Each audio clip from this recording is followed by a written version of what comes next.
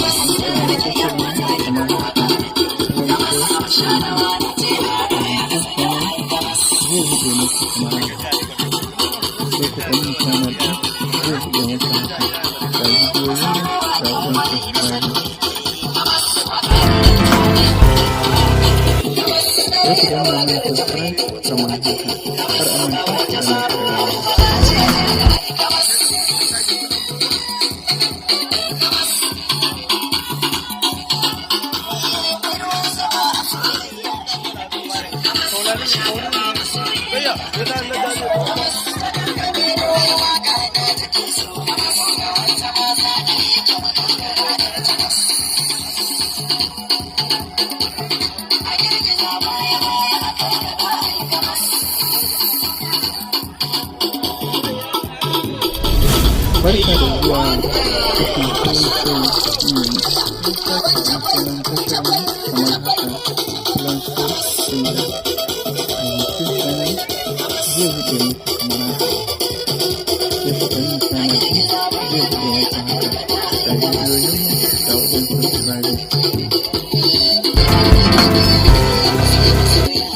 sai ku danna mana